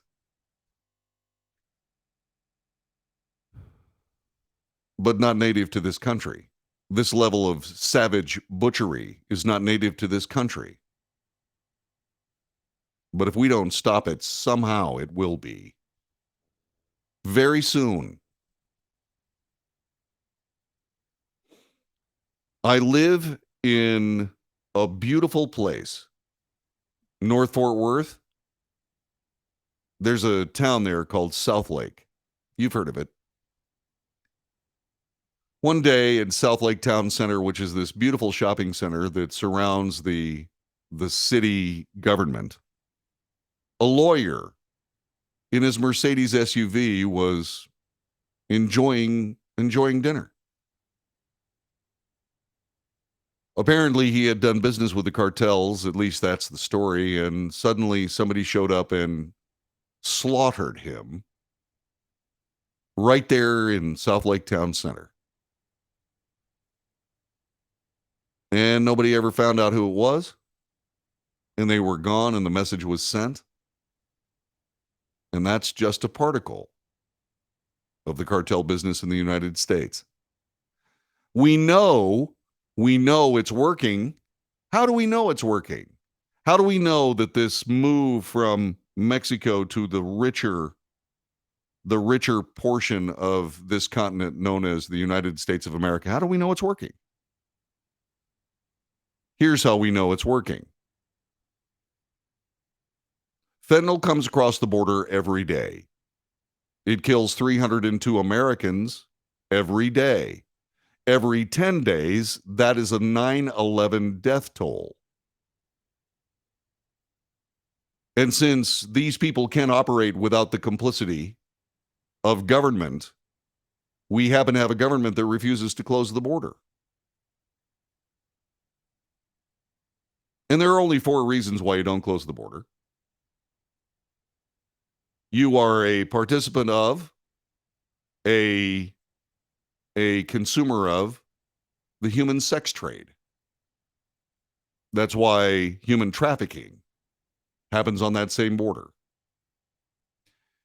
You are a consumer of or a supporter of the illegal death trade. Excuse me, the fentanyl. It is the death trade.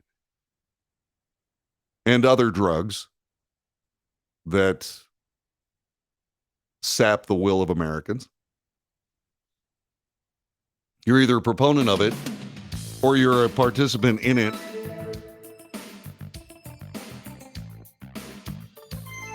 The third thing is you are interested in importing terrorists into our nation to do their evil work. You're either a proponent of it or a supporter of it. And the fourth reason that the border is not closed is because you're on a cartel payroll. Those are the only 4 reasons. And yet the border remains open. And these people do their evil work in our nation. Are they going to turn us into Mexico? Yeah, possibly. We don't stop them. We don't find a way to successfully eradicate ourselves of these people. Something that Mexico has not been able to do. Watch what happens in Mexico in the next few years. There's more. It's next. Stay put.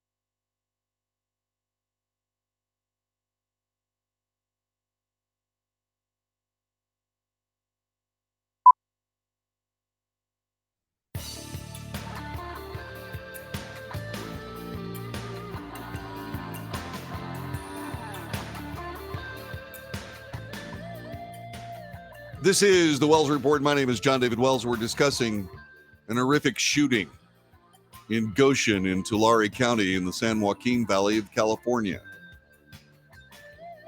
Cartel activity. It's just one of an amazing number of horrific crimes, all intended to send a message.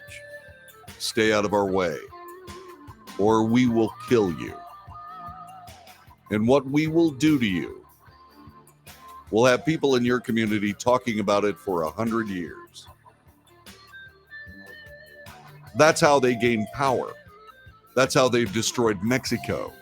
There's a story here about American citizens traveling between the U.S. and Mexico and all the horror stories that happen. My goodness gracious, fined thousands of dollars for using the wrong lane of traffic. Rose, a Burbank, California resident, said, well, you know, I went to Tijuana, the San Ysidro port of entry, and I used the wrong lane, and they shackled me to a metal bench for 3 hours. Yeah.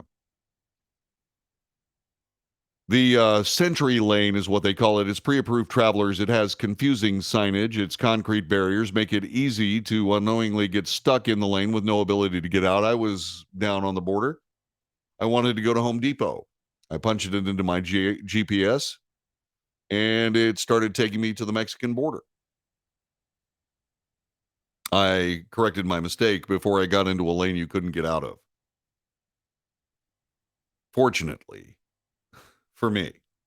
A guy that got caught with his handgun in his car in a random search in Mexico.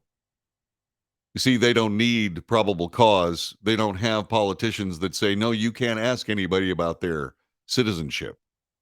They just stop you because it's a totalitarian country. They say, well, the reason we do this is because of the drug cartels. We'll solve the drug cartels problem. Well, we can't. Every time we try to, everybody that stands up and says, hey, we got to get rid of the drug cartels, well, they're assassinated in spectacular ways to send a message. It's true. It's coming to America because that border is still open. The border is still open because the government of the United States is complicit in the border being still open. Terrorists, smuggled human beings, drugs, people, sex trade, victims, all coming across the border. And the government of the United States is complicit. They allow it to happen, or the border would be closed.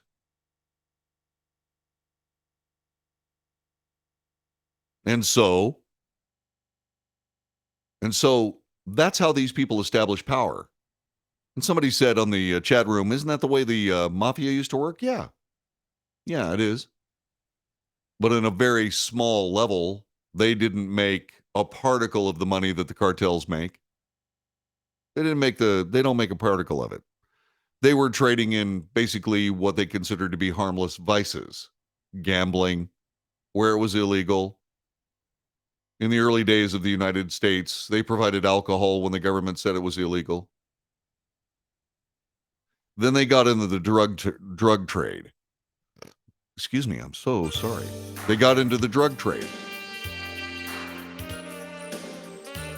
And that's when the people of the United States said, enough.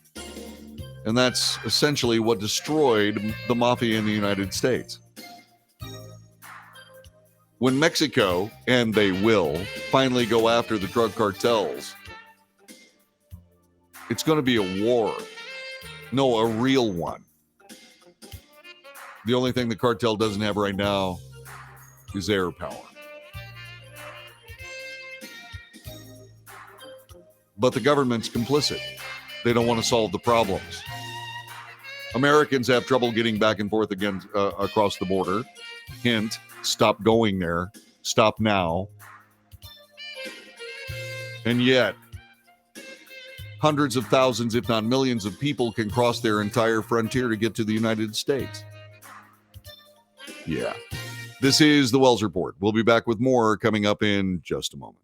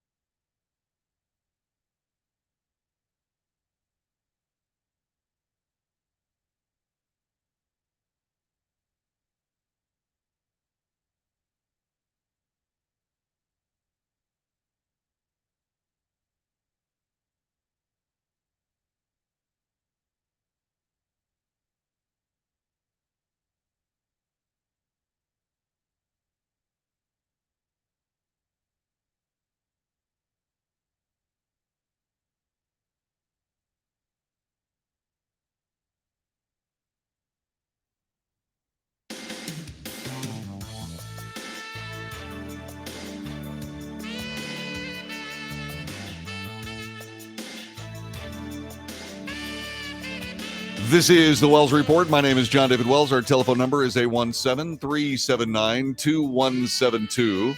The Republicans are in control of the House of Representatives, and they are doing some interesting work.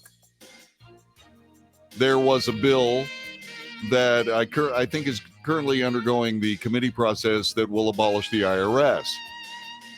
Matt Gaetz of Florida has introduced a bill to eliminate the Bureau of Alcohol, Tobacco, Firearms, and Explosives, the ATF.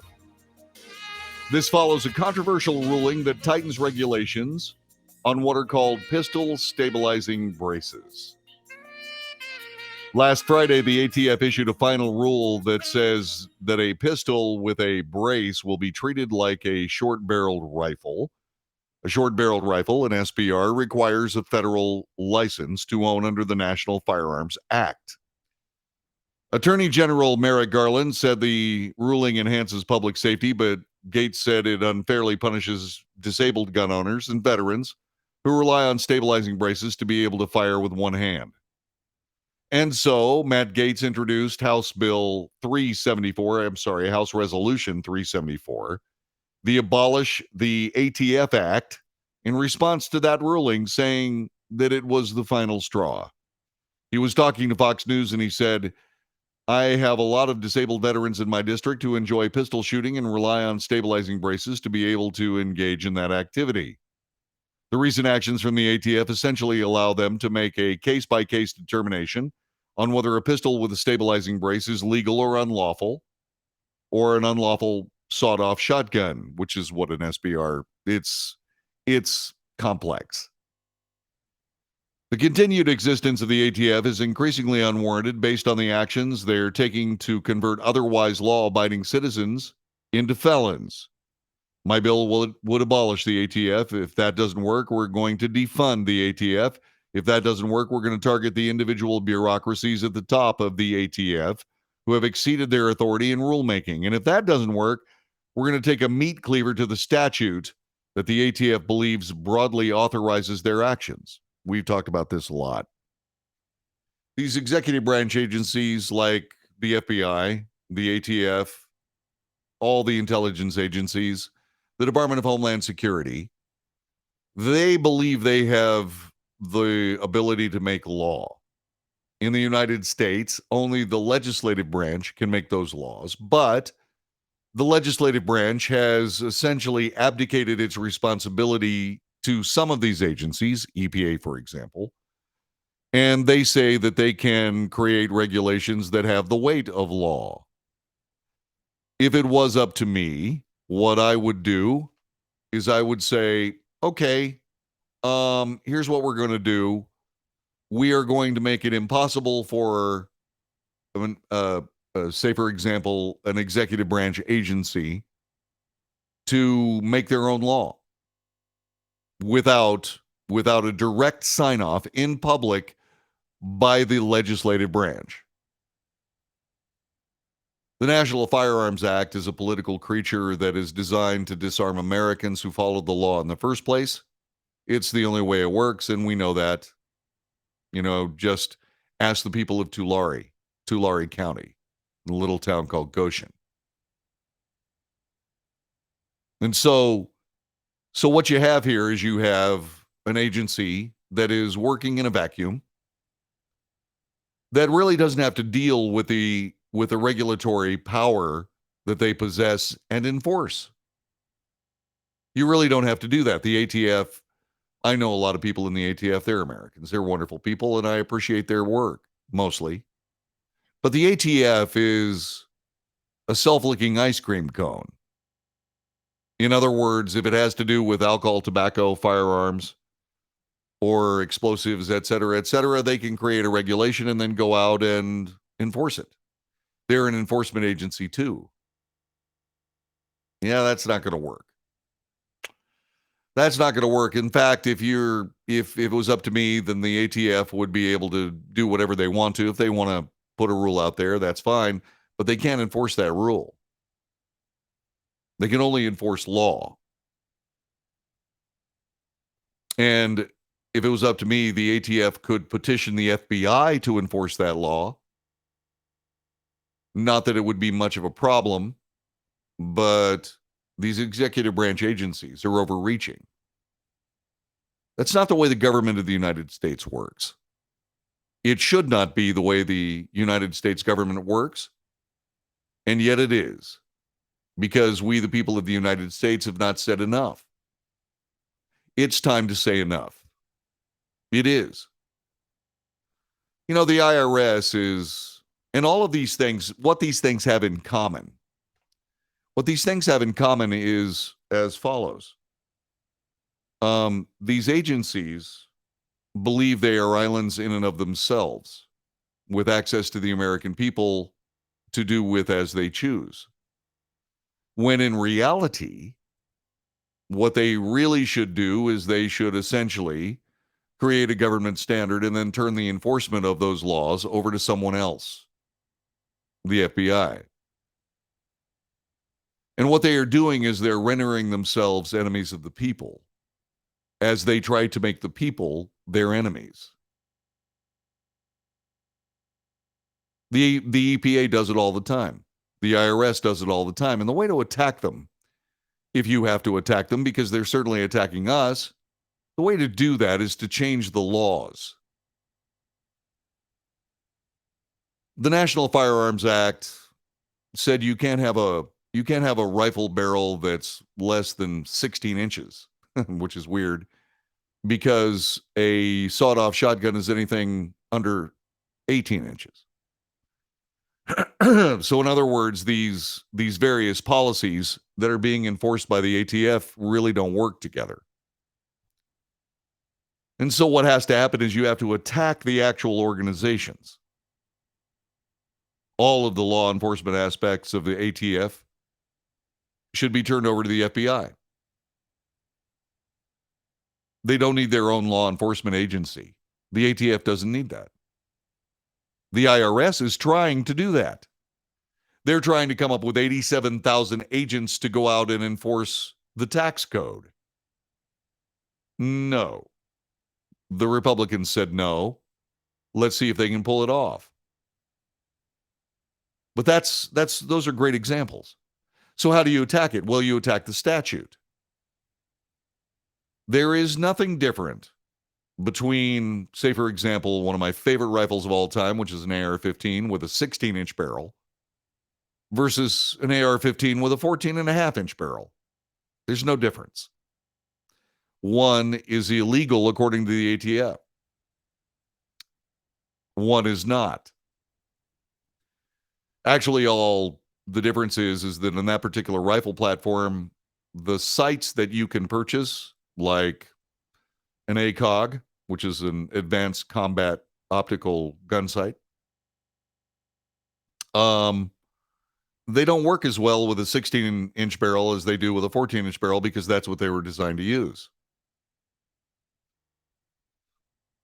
And so it's illegal to have one but not the other, and there's no difference. The IRS.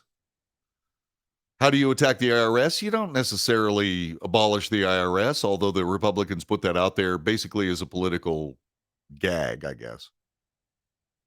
Because you do need an Internal Revenue Service. You do. Especially if there's a withholding tax, if there's an income tax. But what you do is you change the tax code. You come up with a tax system that works easily, quickly, and, oh, by the way, would provide the government a lot more money. And that's that flat tax plan that I keep talking about.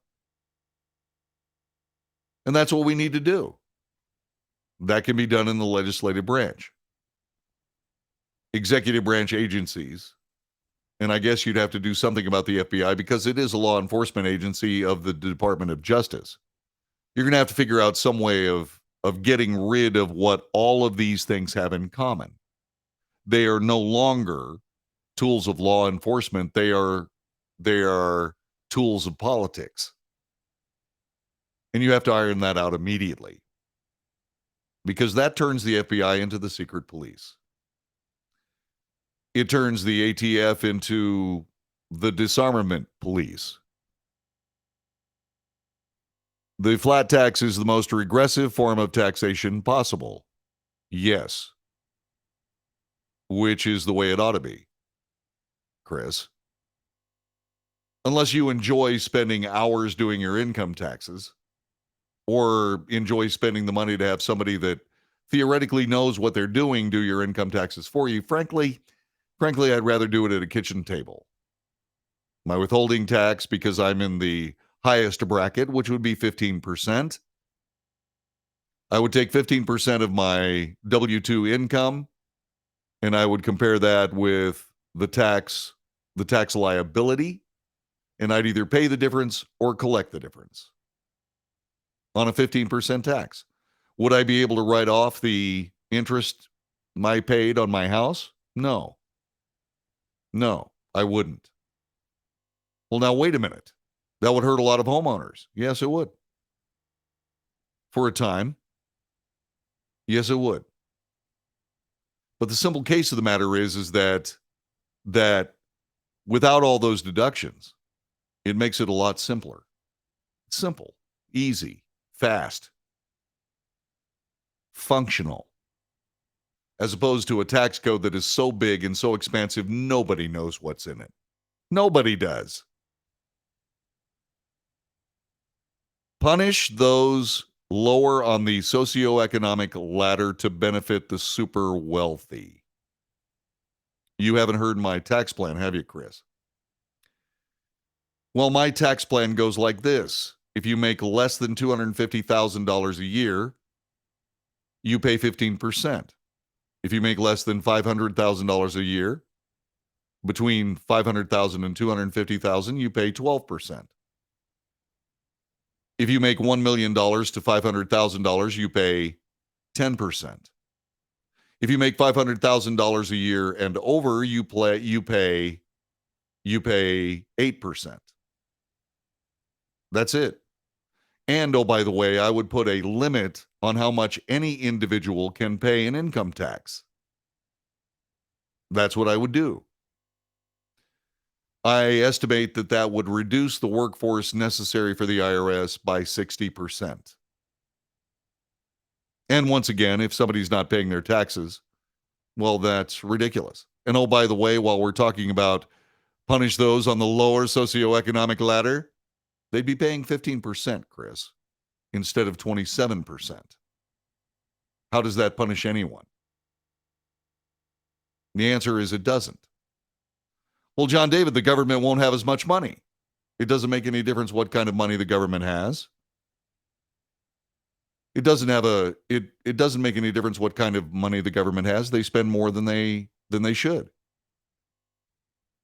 While we're at it, we're going to get rid of the secondary income tax, which is disguised as Social Security. All we have to do is, instead of throwing money into an abyss and hoping that some of it comes back to you at a certain age, what you do is you throw money into government bonds, treasury bonds, the ones they sell to people who want to make money. The government still gets the money, but they can't screw around with the economy at will like they did with COVID-19, for example. You see, what you do is you re-limit government. And by the way, while we're at it, since I've ventured down this rabbit hole, I'd also put a percentage of the gross domestic product as a limit of government spending. The gross domestic product is all the goods and services produced by a particular government, a particular country. It's a measure of productivity. I would say that the government of the United States can no longer spend more than, say, 18% of GDP, which is another reason and another way to stop politicians from screwing around with the economy for political purposes. What does that look like? What does that look like?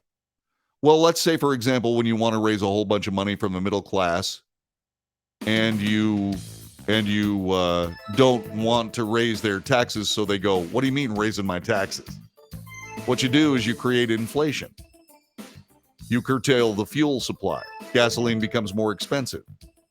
People pay more money for their gasoline and their goods and services because diesel fuel, all that, diesel fuel is more expensive. The price comes back to the consumer. The consumer pays more. And the taxes the taxes that the companies that are having to charge more for their customers, that increases.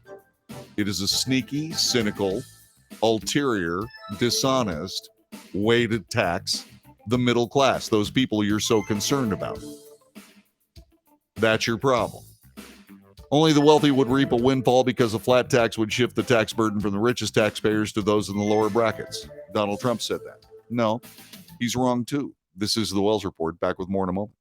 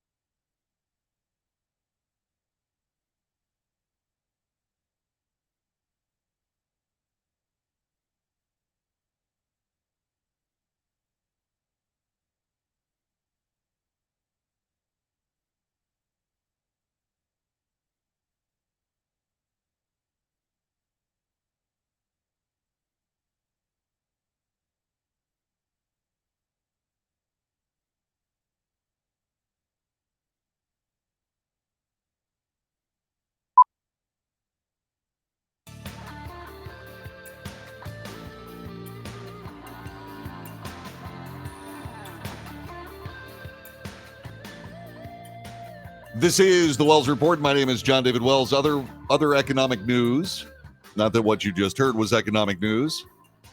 It was, according to CNN Business, a ho-hum end for 2022.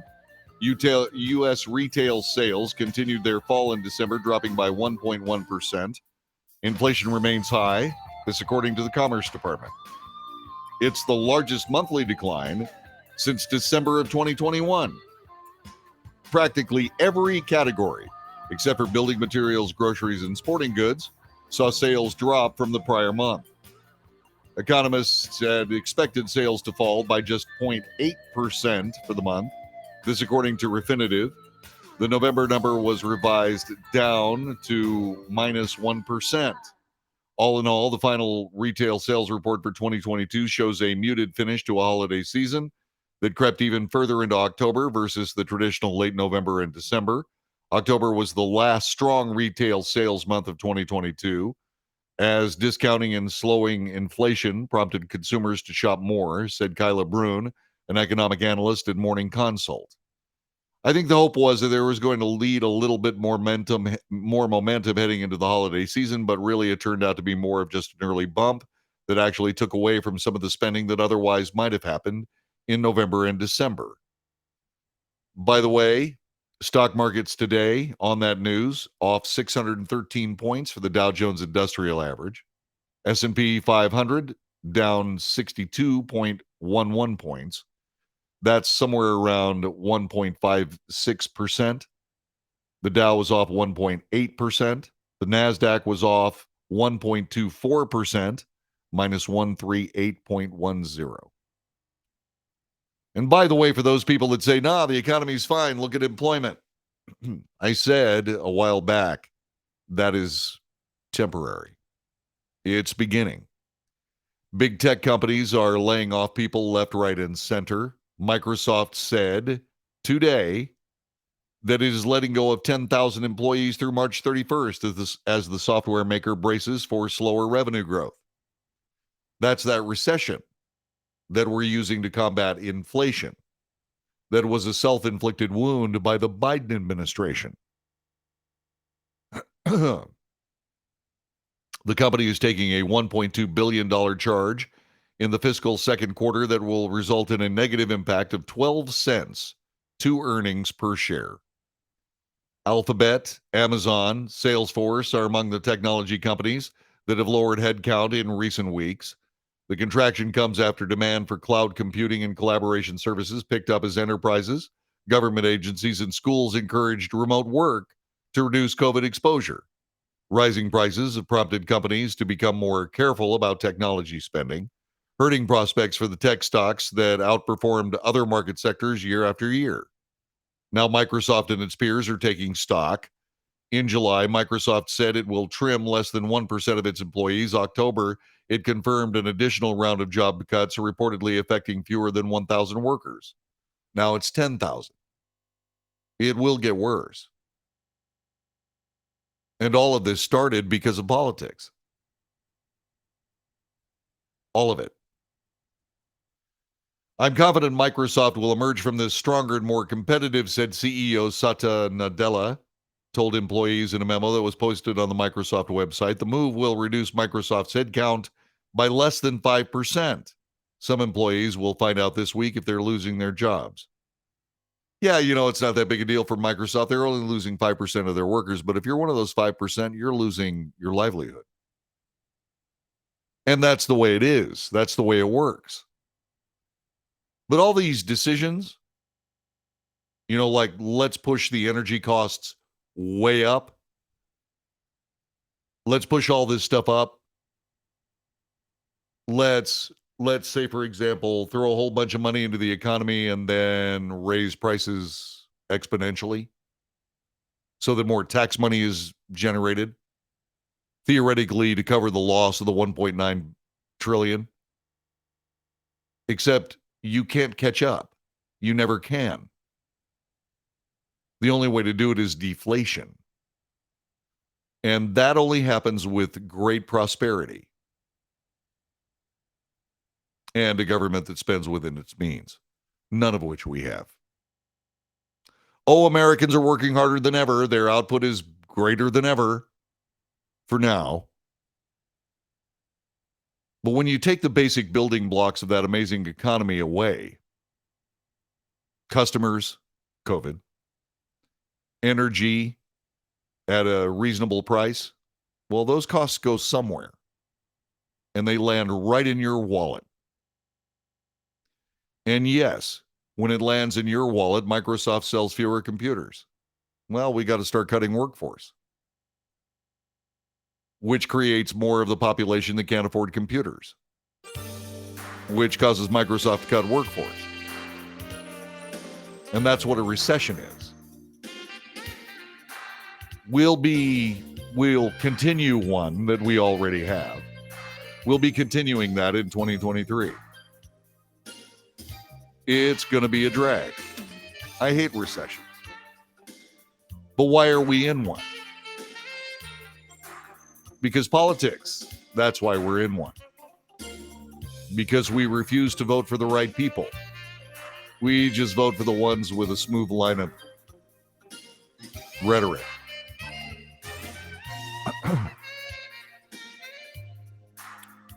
Just so you know, just giving you the news fairly and honestly, and what I think about it and what you think about it. That's what we do on the Wells Report. I hope you enjoyed the show. God bless you and yours. I'll see you again tomorrow for another edition of this broadcast. It's the Wells Report. God bless you. And just like that, there we go. Thanks for the wonderful words, Yvonne. I appreciate that. I love you too. 2 job interviews tomorrow before tomorrow's show. Actually, only one. I did one today. Got to bring some money to the old household. It was really funny. On Fox News, who is that guy? I'm sorry, I was thinking about other things. I can't remember his name, but he said, work the job you can get. Yeah. Oh, you have 2 interviews tomorrow. Wait a minute, Mike. I thought you had the job of the year. I thought you had a superb job. What happened? Oh, hey, listen, by the way, I hit it out of the park in this interview.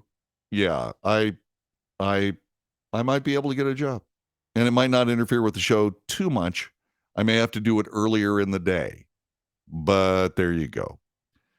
And thank you, Miss Yvonne. I appreciate it. And by the way, thanks for your continued support of the Wells Report financially. I appreciate it. So, excuse me. God bless all y'all. And I'll see you again tomorrow, okay?